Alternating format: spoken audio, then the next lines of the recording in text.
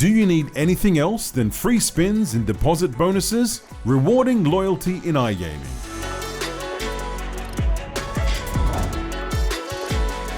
Moderated by Oliver de Bono, Quantum Gaming. So, good afternoon. If I'm not mistaken, this might even actually be the last panel of the entire expo. If there's one after me, I'm sorry. This is the last panel. Oh, there's one more. Okay, so we're not the last one. But what we're here to talk about today is bonuses, free spins. And we're here today with Lazar. We spoke earlier. We already got along. Garen, is that correct? And Ekaterina. You're both seem to be working with big brands within the industry. And what I want to kick off right now is just to talk about this subject because it's really interesting from an operator's perspective.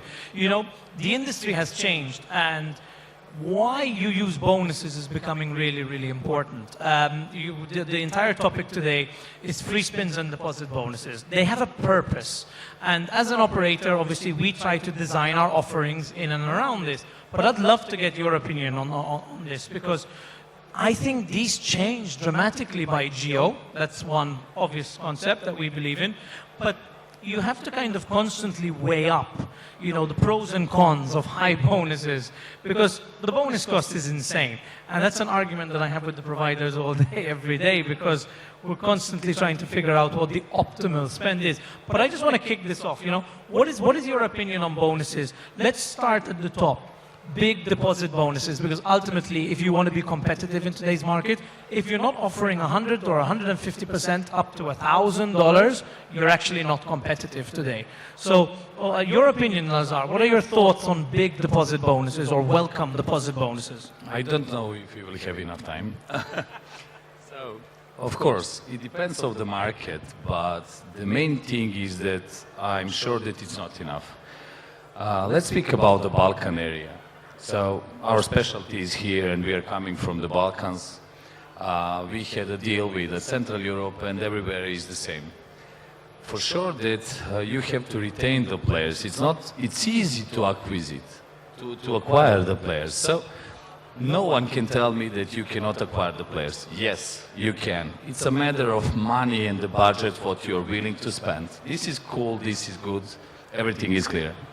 But what then? What will happen then? So with the welcome offer, you will have a high risk of bonus abusers, and this is something what you cannot avoid.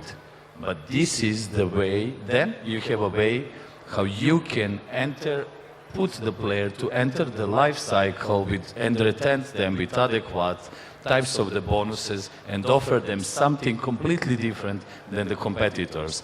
I agree with you, Oliver, that the bonus costs are really, really high. But this is something what we have to work together through and to find the best way how we can not decrease it, but direct it on right direction. I hope you weren't going to say increase it. Increase it, but no, you know, we can spend a lot of money, that's normal. Not increase it, but to direct it, how to use it on the best way. No, I 100% agree there. And I know that, you know, your bonus cost is such an overhead, you know. Before we launched out our brands, and in my history, we've spoken to so many brands that suffered. And literally, I know casinos who've gone under because of bonus cost. This is a reality. Trying to be too competitive and offering players too much does backfire. It happens. There are casinos today that I find really interesting. I don't know if you guys are aware, but a few brands that I'm quite familiar with are launching, especially in the Scandinavian markets. They're non-interactive. By this I mean there is no interaction between support, bonuses, and the customer. Literally, you come in, you deposit money, you play the game, there is no interaction. And they do really, really well. But can you be competitive? I think it's a niche area, but it's interesting that this does actually exist because some casinos are saying, well, we don't want to get into this bidding war anymore and offer €1,000 bonus.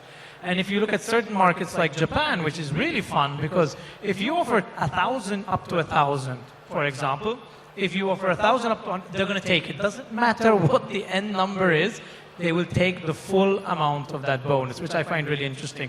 German market, not at all. It's €20, €50 maybe. But I want to shift over to you, Garen, on this one. What are your thoughts on spoiling customers? Because once you've given them that bonus, you're going to have to keep doing it forever for their entire life cycle. That's my opinion. So yeah, I mean, you gotta divide it. So first, when you're talking about acquiring players, as you said, and you're giving big bonuses to acquire them, then you have to filter all those players and get them to the life cycles and get them to their different segments. So, and then you got to know your customers. Once you know them, you can customize your offerings and your internal offerings based on their behavior once they're inside your product. So good customers, loyal customers, the ones that want to stay, they will eventually go with your lesser attractive offering, you know. But obviously you can't keep on giving $1,000, $2,000. I've even seen $5,000 offerings in first deposit bonuses with very bad wagering requirements. But the 5,000, if you want to go into the market, you have to match it. So if there is one operator that is offering 5,000 euros for 100% on first deposit, he's ruining it for everyone. That's what you can't do 1,000 there, you know. So you have to filter your traffic. You have to be very careful, and you have to be very strict in your fraud and risk procedures. And you have to be very courageous to do that as well, because you're going to get a lot of bad reviews from customers. You're going to get a lot of complaints. But at the end, if you're consistent enough, I think your customers will trust you as well. I believe the same. It's all about consistency. How consistent are you in the things what you're offering? And for sure, Oliver, I would like to add, no competing things, because you are not able to compete until the lifetime. And segmentation is a crucial thing what we can do and to offer. That's why acquiring the players, it's not such an important thing to compete with. We have to compete how to keep them alive and what to offer them within the platform. That we will be able to do only with correct and right settled up segments for each of every player we want to keep. Well, that's true. And yeah, you do need to analyze your players, and you need to analyze them in detail in today's market. But ultimately, your acquisition really stands on three main pillars of deposit bonuses. Well, I wouldn't even call them that. You have your non-deposit bonuses, so literally your free bets. You've got your free spins, and you've got your deposit bonuses, or your match bonuses. Ultimately, Ekaterina, I just want to move over to you. What are your thoughts? What is the best acquisition tool of those three main bonus types? As for me, as I work in the online poker niche, for us, the main pillar is the first deposit bonus. Because online poker is something that is based on interaction between players and between the poker room and the player. And if you give a poker player a bonus without even depositing or playing one game, it's 100% money lost. Yeah, that's actually true. And we do go down this route. And I think what a lot of casinos is, you do have to be a little bit smart. And I think what a lot of operators in today's markets are, they're cutting their losses. I'll just give you a bit of background. We've had campaigns during our life cycle where we've said, you know, we will give you a deposit, but if you win money, you actually have to prove you're a depositing customer. Now, if a customer comes in, they win 100 euros from free spins, doesn't matter what kind of bonus it is, but they're unwilling to make a single 10 or 20 euro deposit to claim that 100 euros, then the reality is you don't really want that customer on the casino. And it does become an impossibility for smaller casinos to come into the market. I mean, you said it yourself, you have one casino that decides to offer 1,000 euros. Everybody has to match that. But what happens is a bidding war. I mean, we spoke about this, you know, when it comes to your CRM campaigns and your loyalty campaigns. If I, as a customer, can have 1,000 euro deposit bonus on mine, on yours, and on your casino, I'm just going to do this, because ultimately most of the games are the same. So what casinos are trying to do is find, I think, the middle ground here that works for them, but is also feasible. Because at the end of the day, that casino can't offer much if they can't sustain their cash flow. And deposit bonuses are very expensive. But what I want to touch on something more that kind of really comes onto the decision-making power of a deposit bonus is wagering requirements. Lazar, I want to ask you about this one. In the Balkans, what are wagering requirements like? So, it depends. Wager is a wager. And I like to call it, and people who knows me knows that I'm thinking like this, is we have to throw fishing bites first, and then we will throw the net and do the fishing. This is how I like to call it. For the wagering, what is important is to be and to stay on a positive, to be on a zero. So for me, everything below 30 is something what I will always do a setup for, but it depends on the market where you and depends on the competition. I was going to say, when you say below 30, are we talking total or just the deposit amount? Because that's a trick a lot of operators actually use. The total. I think that's fair. I think most good operators will come in anywhere between 20 and 30. That's a very realistic number. Again, you have bigger brands that can afford to keep that down, you know. But if you are a startup and or not even a startup, let's say you're even in operation for 2 years, you're launching a brand out. Anything less than that is going to very quickly become unfeasible. But please continue on the Balkan market. No, that's it depends, as I said, on the market where you're operating. But let's say, just to be realistic and to be competitive, you have to throw a fishing bite, which is, let's do it 20 and we will start. But what is the most important is the life cycle after that. And I continue repeating it because I consider it the most important thing of the whole operation. No matter if you have 10,000 players only, instead of 500,000, but it is important that you have 90% of active players in your database. I know it's a hell of a work, but this is something what we have to focus on. So here, probably the standard what I will always choose is between 20 and 25, depends of the competition, and we will throw additional fishing bites with all the regular attention promotions that we have for all active players without any kind of segmentation. After segmentation will come, that's a completely different story. Well, that's interesting because, again, we're talking about bonuses, and right now we talk about deposit bonuses and free spins, rewarding loyalty in our gaming. And you mentioned you have a good idea, which is great. You know that these are the numbers that you want to work in, and these are the numbers that the market works in. But what about retention? Because ultimately, a deposit bonus brings them in the door. Well, what are we doing to keep them? Garen, I want to move over to you. Cashbacks or continued retention bonuses? So deposit bonuses, not first time we're talking, or cashbacks? So basically all of the above. And in addition to that, probably a very strong customer support, because bonuses are just tools, So once you get the customer to your product, to your website, then it's all on operations, as Lazar said.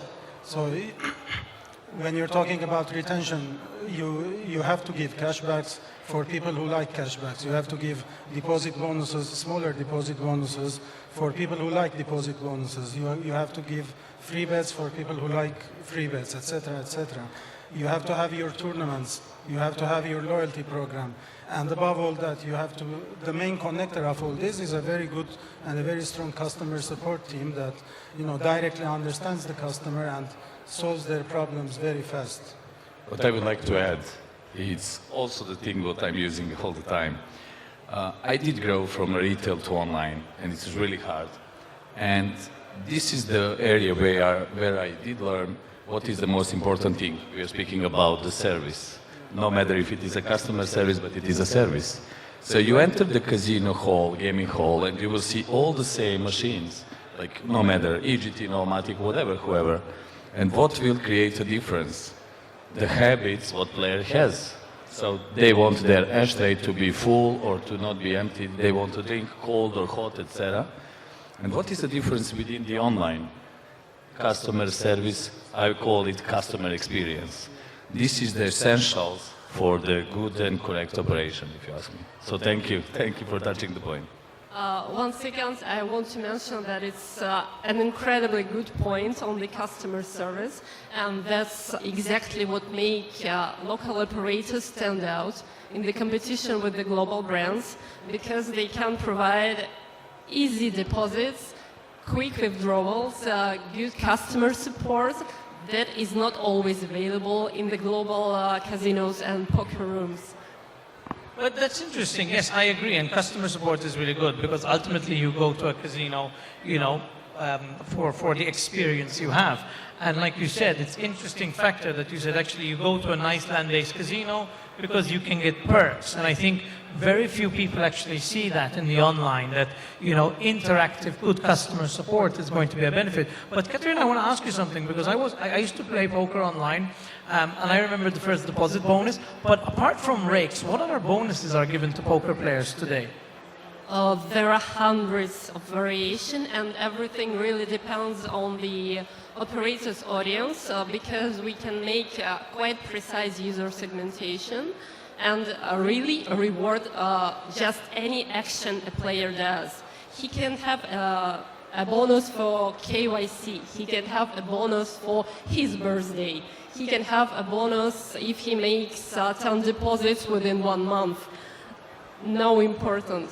Just find a good segment of your audience that needs to be rewarded, and you can do that. And everything is based on segmentation and your knowledge of your audience. I love this that you just said, okay, you can give them a bonus for doing KYC. It's not something we've done, but when you think about it, it's really good. It's a reward treat system, and it sounds really bad, but that's ultimately what we're doing over here. So, look, I find it really, really interesting, and I think there's a lot you can do. Now, bonuses are one thing. What's become very popular, especially in the Scandinavian market, and I'm sure everyone's quite aware, gamification. There was this period, like for the last 5 years, where if you didn't have a gamified product, you would struggle to enter certain markets. But Lazar, gamification here in the Balkans, is it a thing? We did invented gamification here. So, of course, but you know, it's a different, because how things are functioning here, everything started from retail and going to online. So this is how the popular content is, what you're offering.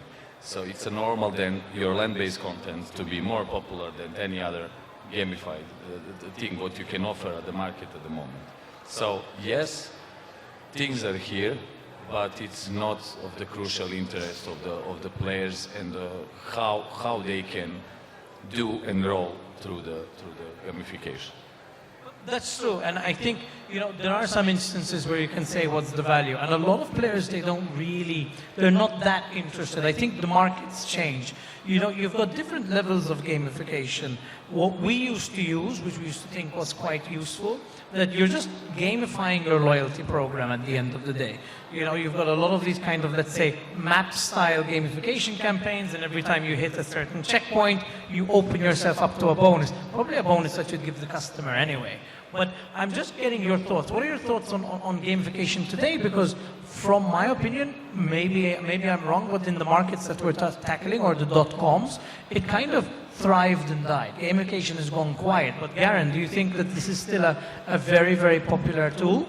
So I guess I read a report, I can't state the website now, but there's a report stating that people under the age of 18 spend more than 10 to 12 hours per day on gaming. So they play games, they play network games, they play all the e-games we know.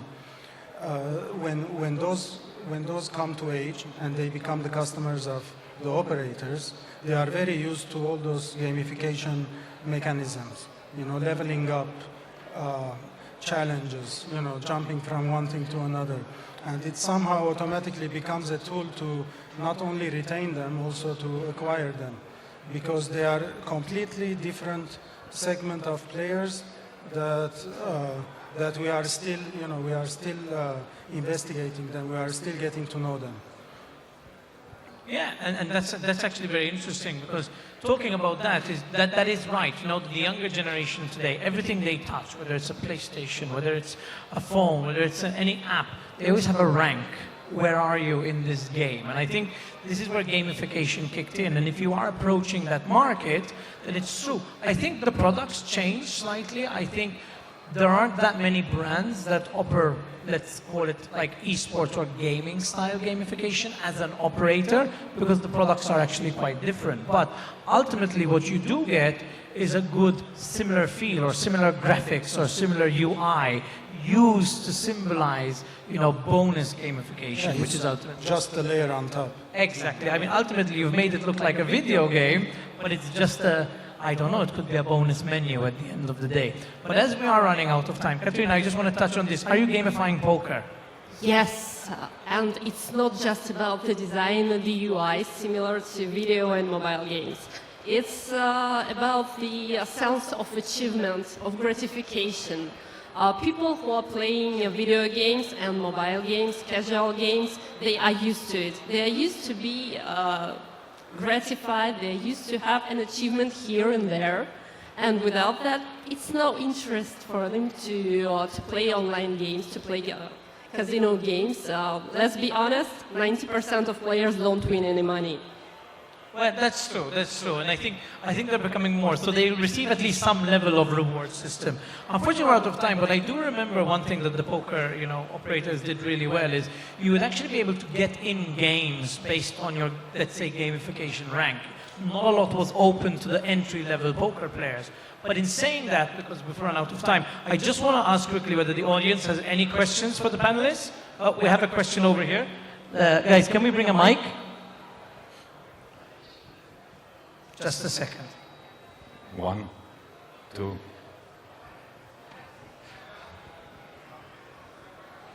Maybe we have a spare one on stage? Yeah.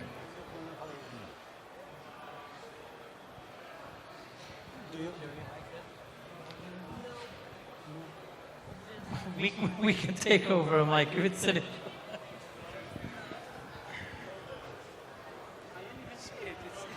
It's hidden from me. I'll hold this next time. These gentlemen in the...